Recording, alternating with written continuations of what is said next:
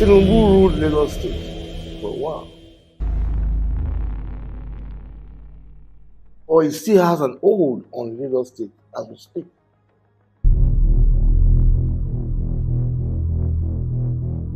He chooses who is going to be the next governor. Even when you are a governor and you are doing well, it doesn't mean they can vote for you.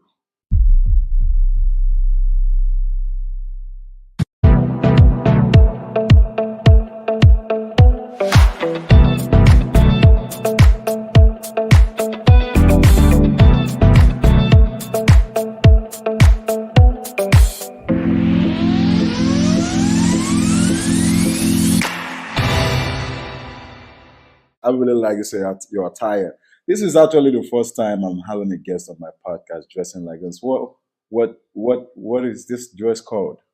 This is Buba. They call it Buba in my native language. I'm from Nigeria. I'm a Yoruba man. This is how we dress as a Yoruba man.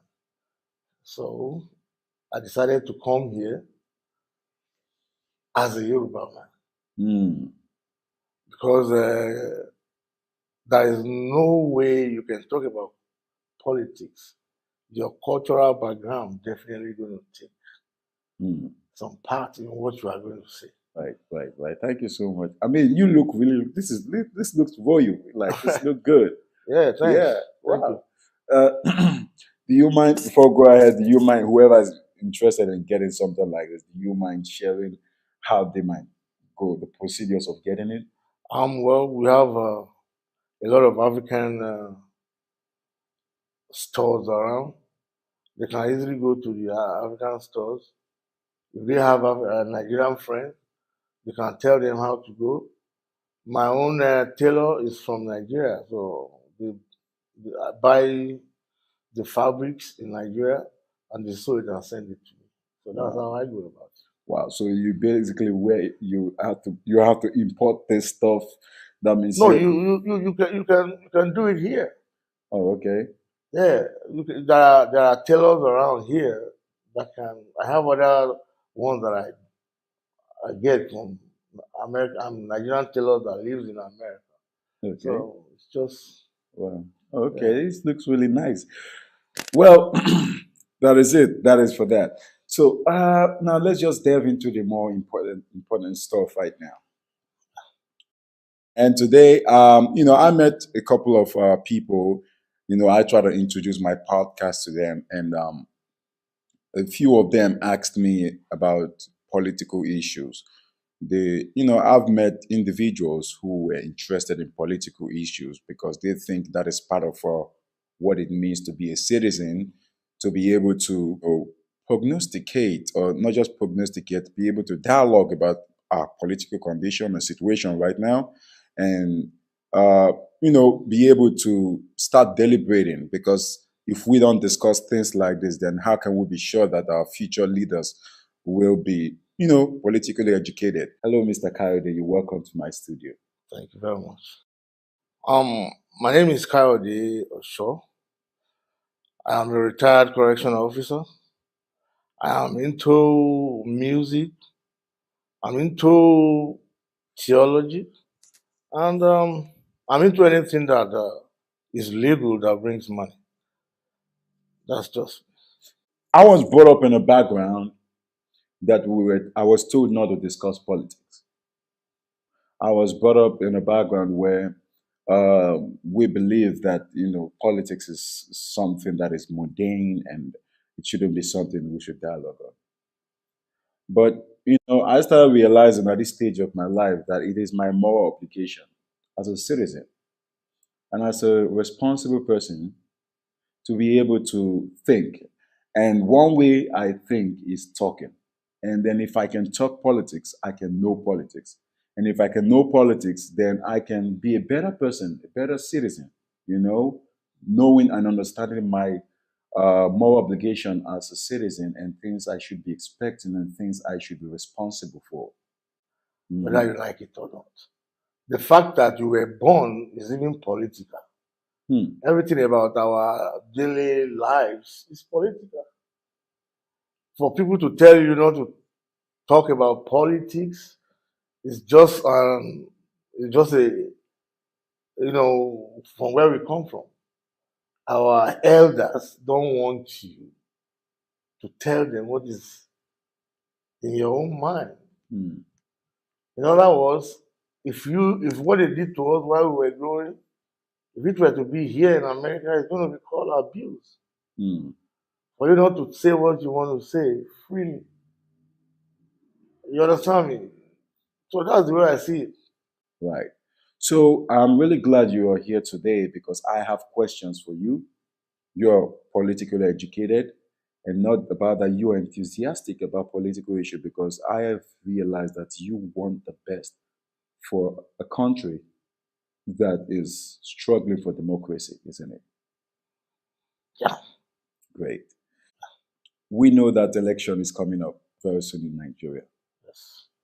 Yeah, and and I have a lot of friends who have the other political aspirations, ambitions, and they're most of them are traveling to Nigeria right now for campaigns and things like that. If I'm gonna ask you, the political structure in Nigeria right now, is it beyond redemption? Mm, nothing is beyond redemption. Nothing.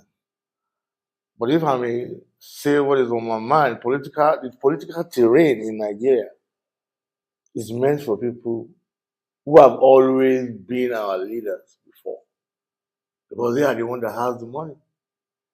Mm, You understand me? If you don't have money in Nigerian political society, you have no voice.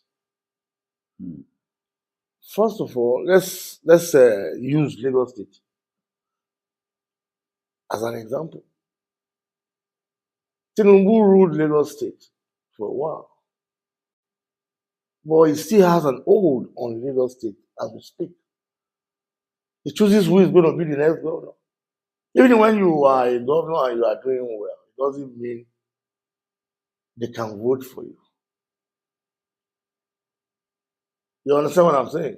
mm. Now you are a governor of a state, you put your daughter in a position where she can make money, you put your son online to go for the governor of the next election. So there is no other people who can go for election. What's the name of his son? I think it's Sheyi or something. Okay. We don't know. We have to relinquish or take this thing away from these people that has money. We cannot be dancing in a circle. How do we want to move forward? Those people who have ruled us before, they are still the one coming back to rule us again. What ideas do they have? What about the young folks? The young folks are the people that should be going for presidency or maybe the governorship or anything. But we don't have money. Can I ask you a question? Sorry. Yes. There's somewhere I read in the scripture that said stupidity is tied in the heart of a child. And okay, when I say child, as the child grows up, it gets wiser. The question is, at what point in age do you think one can say, I am now wise enough? Well, what age do you become an adult? Does the adolescence signify wisdom? No. But sometimes you can be an old person and yet you are not wise. You don't know anything. You can be wise at the age of 2. It doesn't matter.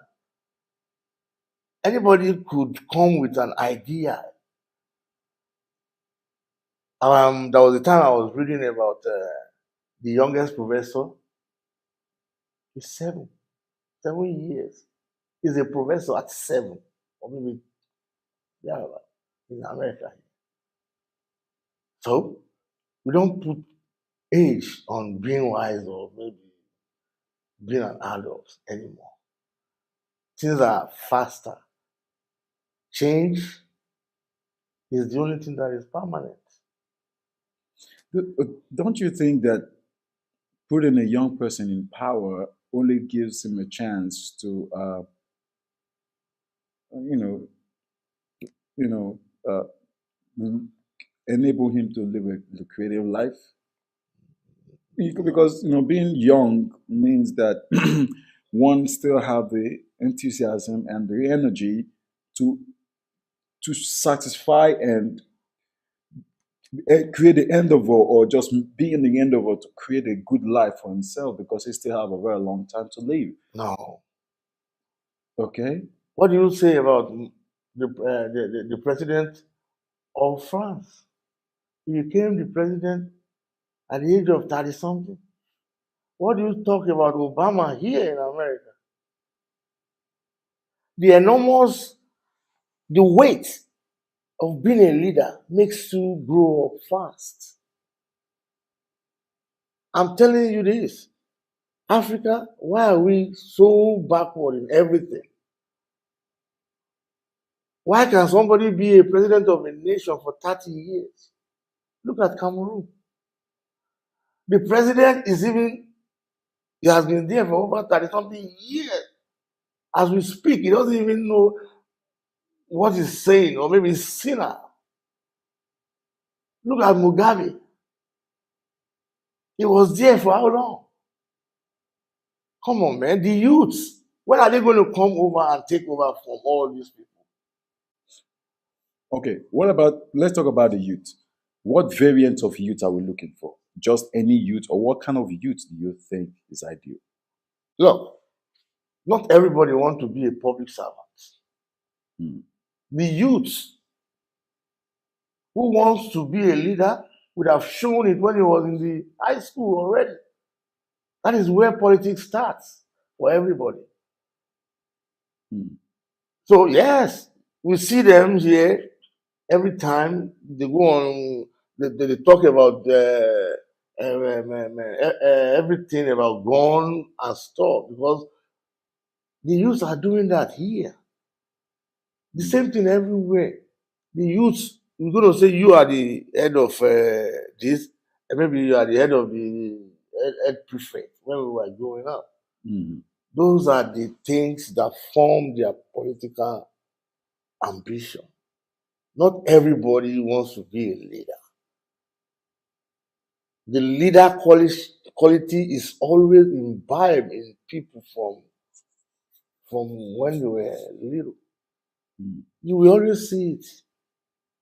Obama wanted to be a leader. When he came out of college, he went into public community service. They gave him a job to work in a law firm. He refused it to go for public service. At the end of the day, he took it from there to the state senate. From the state senate, he came to the national. Then he became the president. When he was in college, he was the head of maybe their law review or whatever. Hmm. He was the head. This thing is progression in a way. It's not like anybody just say to wake up one day and say, I want to be president. It must have been in you while you are in high school. It is when you are in high school you really know who you are. That is when you started defining what you want to be. That is where you see people say, oh, I think I want to be a doctor. I think I want to be a lawyer. But in Africa, those that have money, they call the shots. Hmm. That is why that is why an average age of being a president in Africa is 70 something. Hmm.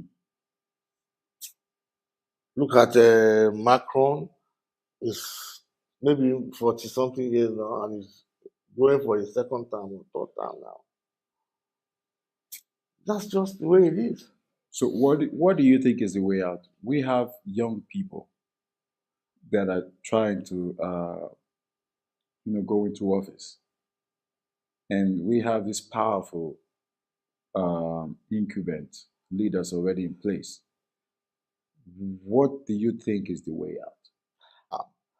You know, the way out is always with the people that vote. Okay. And in Africa, poverty is so much that we don't have no conscience anymore. Anybody that gives me money and I know that I can feed my people, that's who I want to vote for. That's how it works in Africa.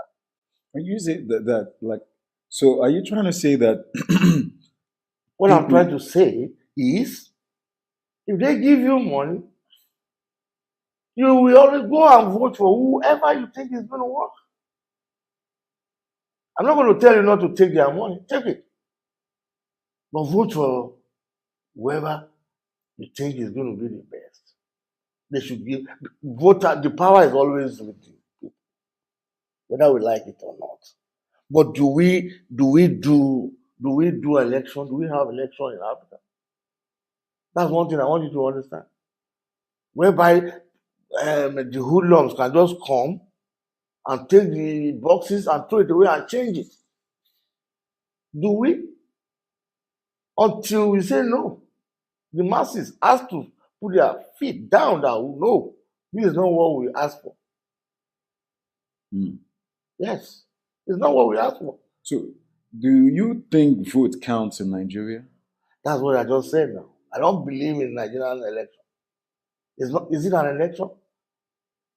So, if the vote doesn't count, why should people even put in effort to vote? Do we vote in Nigeria? Nigeria, we have the population of almost 200 and something million. Lagos State alone has about 16 or 20 something million.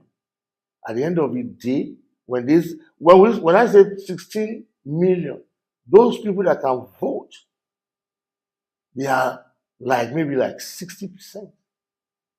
But every year when they have an election, nobody comes out because there is nothing that attracts them to want to vote. Because an average person knows that at the end of the day, his vote does not count. His vote does not count, and that's the fact. So, any aspiring leader right now that is watching this show, what would you suggest to that person? What should be the attraction? What should he use as an attraction for those who do not vote? What should he use as an attraction? Well, I I mean, I don't know what to say about what any the person that is a leader in Africa right now is a corrupt person in the first place. Okay. So they know who they want to succeed them. Yes. If you are a young person and you are telling the people what really is going on, they shut you down.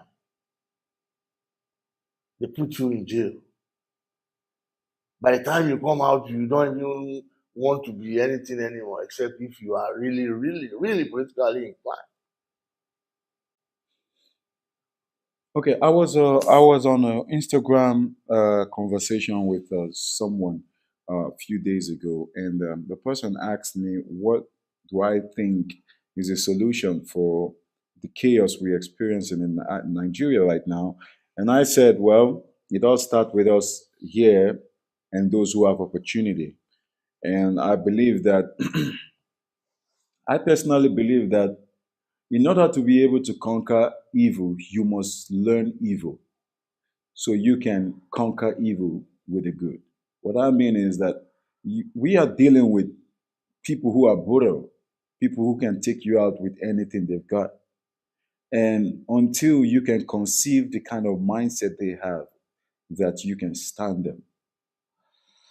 You say people who are ready to shut you up because they are brutal, because they are heartless. You can only stand them. This is from my view, right? You can only deal with them if you go heartless. If you don't go heartless with them, they will always win. And this is why the war between the Jews and the Nazi was really a chaos because I believe the Jews didn't have the kind of heart Hitler had. And because of that, he was always ahead of them. Um, The evil will not top the good. It may take a long time. But this has The been only over way, this has been over 100 years now that Nigeria has been going through this rigorous circling confusion and chaos, and this same dialogue has been going on all these years, and but yet we're not getting any result. Now the Kanu tried to say something, he was shut down. So Ore tried to say something, he was shut down. People keep getting shut down. Why? Because they are trying to manifest their voice in a peaceful or in a no, before I finish. So sorry to cut you. Someone said to me that a good man is not a harmless man. A good person is a dangerous person. a good person is a dangerous person. Yeah, who decided to be civil enough to be good. That means a rabbit is not a good animal. A good animal is a dog that can tear you apart or decide to be calm. Hmm.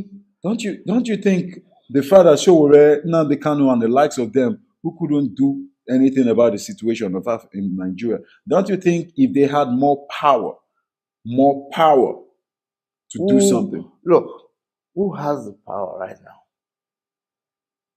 It's those people that Who? has this money. So raise all over the place. Who is going to give Showore money? Who is going to give Nnamdi Kanu money? Who is going to give Igboho money? Is it the youth who has no job?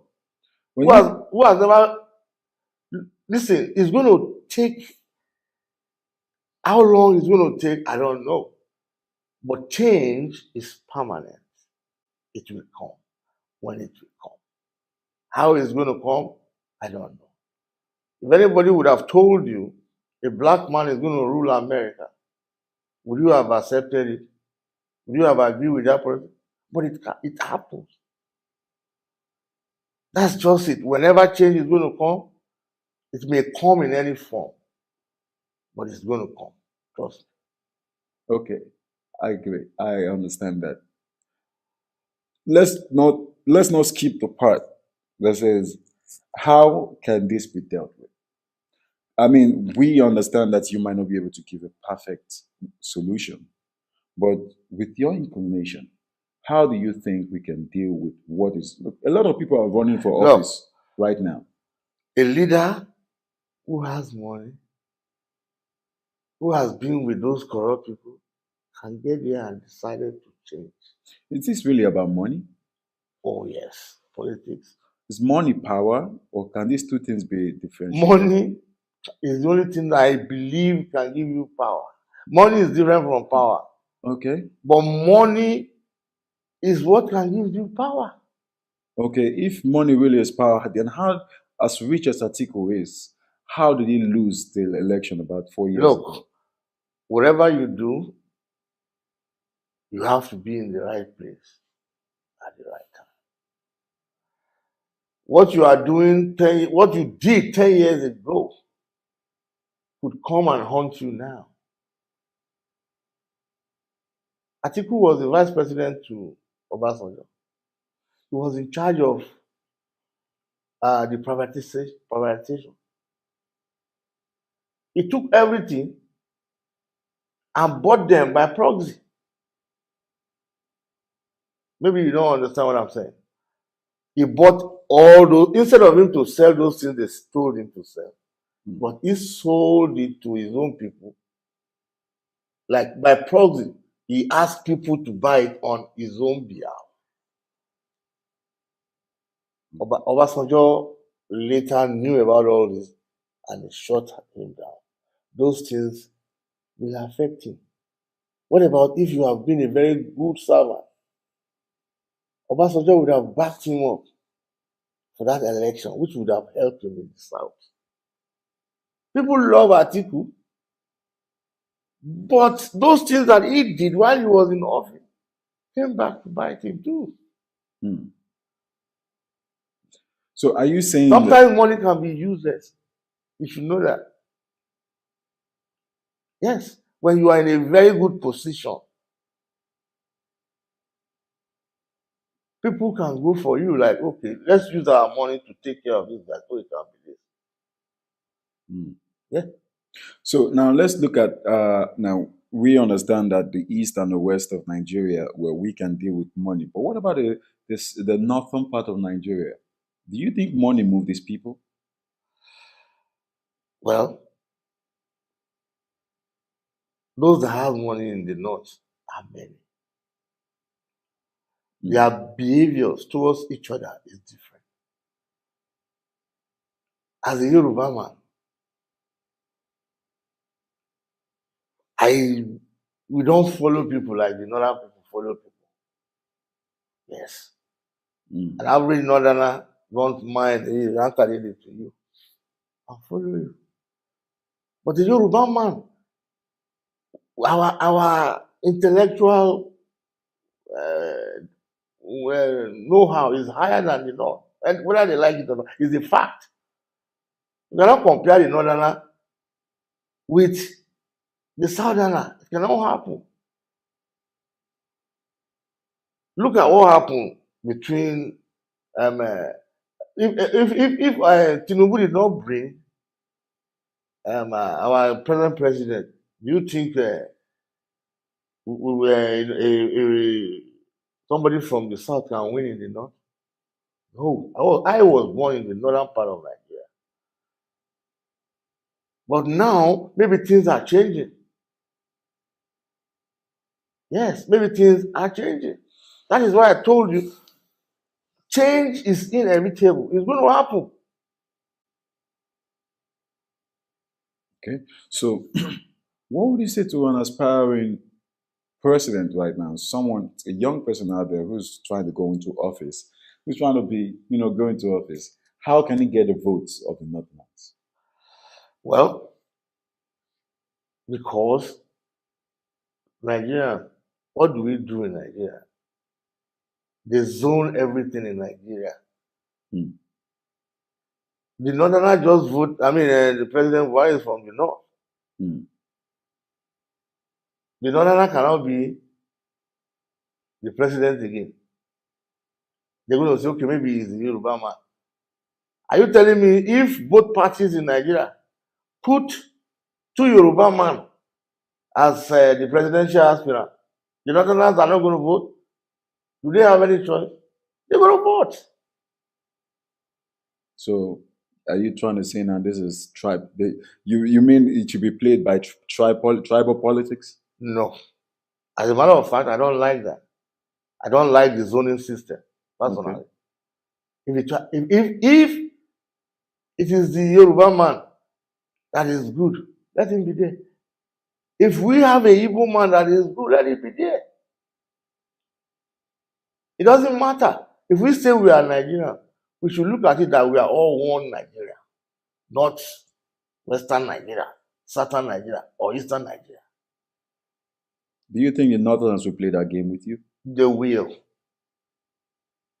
They will. They are not, look, they are coming to their, everybody is coming home now to roll. Do you think we can get a good person from the north? Why not? Why not? Do you think the person won't compromise? What compromise about what? The standard. I don't understand what you mean by compromise. If you are good, you are good. If you believe in one Nigeria, you believe in one Nigeria. Yes. It's like the black folks telling Obama because you are black, you have to do everything for the blacks. No, he's not the president of the blacks. He's the president of the United States of America, not the president of blacks. No, that is the thing. If we continue to see ourselves as being from the north or the west or the east, we are going to miss it. Okay. So let's put it before we round this up. Let's put it in a very logical and understandable and comprehensible method. Someone is watching the show right now, and the person is running for office. Mhm. The person is probably clueless. And when I mean clueless, the person is clueless about how we can touch the lives of people in all tribes so that they can all see a reason to consider him? Well, if anybody is out there right now looking and wants to go for an office, number one, don't see yourself as a Igbo man or a Yoruba man. Go to an Hausa man. Tell him why you want to be the president. Tell him why you think you can do this job well. Don't ever allow yourself to be a Yoruba person or an Hausa person or an Igbo person or a Kanuri person. See yourself as a Nigerian. That is why Obasanjo succeeded in Nigeria. Do you think language is a barrier? Being unable to speak a language, do you think that's also a barrier in politics? Well, there are some people who speak the language you cannot speak, who are in your group. They're going to be the one to talk to them. A majority of the time, those who can speak English, how majority of the time they are the one that votes. Hmm. Yes, yes. But people who speak the language you cannot speak are part of your group. They're going to be the one to tell them what they think about you. Hmm. Yes. There are people campaigning for Tinubu right now. There are people who are from the north campaigning for him. People from the east campaigning for him. People who are campaigning for the vice president as well and other people. Hmm. The vice president cannot speak outside. Somebody going to go there and campaign on his behalf and talk to them. Yes. When you that is why we look up to America in everything that we do in Nigeria. All our leaders all come to America here for holidays and everything. What are they learning? Yes, what are they learning? They should go back to Nigeria with what they see here and do something about it. Creation of job, everything. The mineral resources that um, all the advanced nation uses are from Africa. Hmm. Gold, diamond, and all these things. Nigeria as a country has little of every mineral resources that people are talking about. Nigeria has the second or first largest economy in Africa. And our unemployment is above 80%. I don't know how I can think about that. What kind of economy do we have there? We have an economy bigger, or sometimes I think we exchange the number one and two between us and South Africa. I have been to South Africa. There is no difference between South Africa and here. Look at the West in Nigeria. What Awolowo left with the West is still what we have till today. Is it not? Is it not bad for us? We are in the midst of water, and yet we are thirsty. We need to change that. Hmm. Someone said if the foundation of a house is bad, the best thing is to demolish the house and rebuild. Do you really think the same can be applicable for Nigeria? No, I will not. I will not agree with that because you see, initially Nigeria was like maybe east, west, and the north. We have three leaders. Hmm. Awolowo came back to the west and tell the west, look, knowledge is power. Go to school. All of us started going to school. Sarana went to the north and tell them, say, look, anybody will get the gun. Whoever holds the gun gets the power. We're going to the army then. Azikiwe went to the east and told them about Like, look at the way Nigerians are now. The army is full of. That is why, if you look at it, the army has always been the head of state, head of state, head of state. Even till now, without the northerners, the east or the west, we cannot do anything.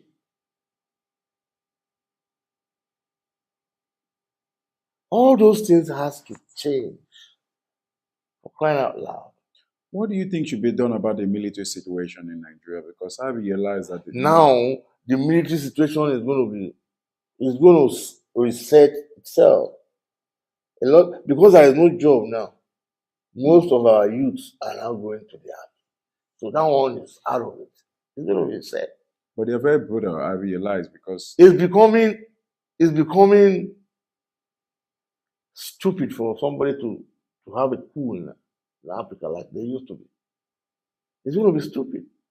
Nigeria cannot be this and say, okay, somebody going to just go there and start a coup.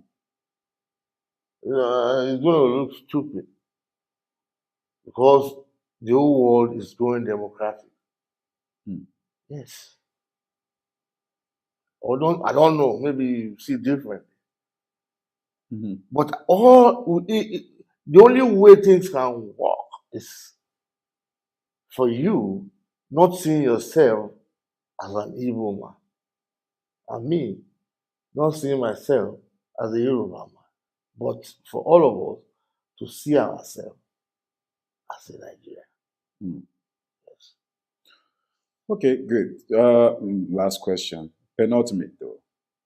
If you wake up tomorrow morning and find yourself a president of Nigeria, what is one thing you would change first? Well, if I wake up in the morning and see that I'm in Nigeria, I'm the president of Nigeria, number one, you are going to get to any position on merit.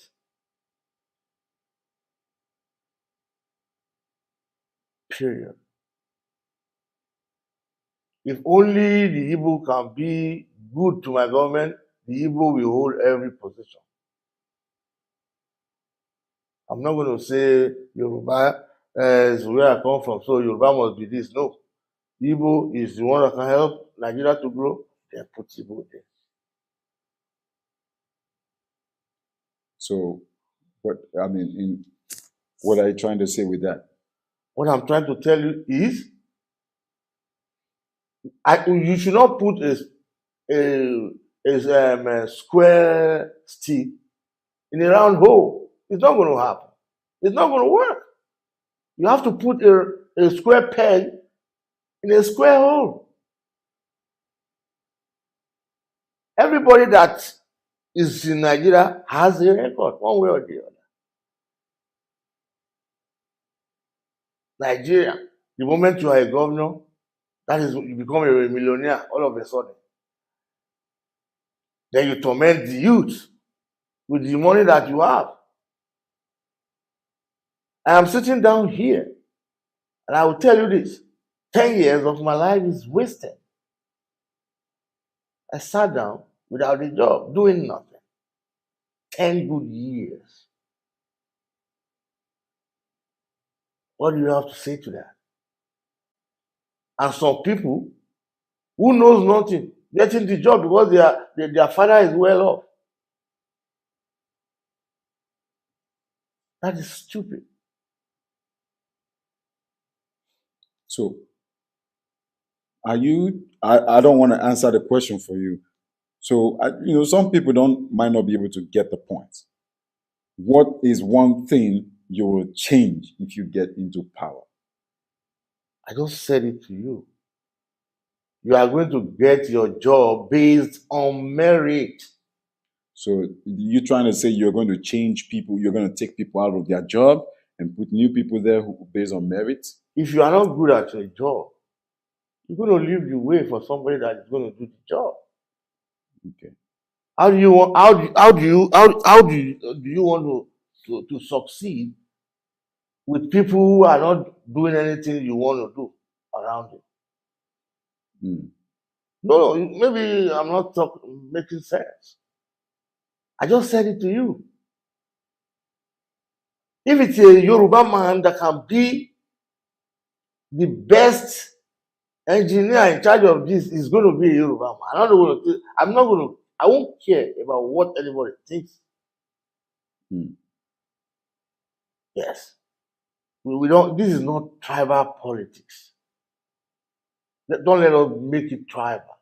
So it's competence politics. Yes. If you are competent, you are going to get the job. Wow. So the first thing you do is take the weeds and pick the Yes, grains. yes. Hey, that's a smart one. What is your favorite adage or quote? Like for me, I read this and I really like it. It said that out of the night that covers me black as a pit from pole to pole, I thank whatever God for may be for my unconquerable soul. In the clutch of circumstance, I have not whinged nor cried aloud. Under the blood and wings of chance, my head is blooded, but unbowed. Beyond this wrath and tears looms but the horror of the shade, and yet the menace of the years find me unafraid. It matters not how straight the gate, or how tough or strong or weak the punishment may be. I am the master of my fate. I am the captain of my soul. That word, whenever I hear that word or whenever I read that, it purges me. Well, What, for you, what word or adage could be in your language, whenever you hear that word, purges your soul? I'm going to take it from the Bible. Okay? That you should not fear who can kill the body and cannot kill the soul. You should only fear the person that can kill the body and the soul at the same time. And that's God. Mm, That's it. nice one. Thank you very much for coming to my podcast. You're welcome. Thank you very much for having me too.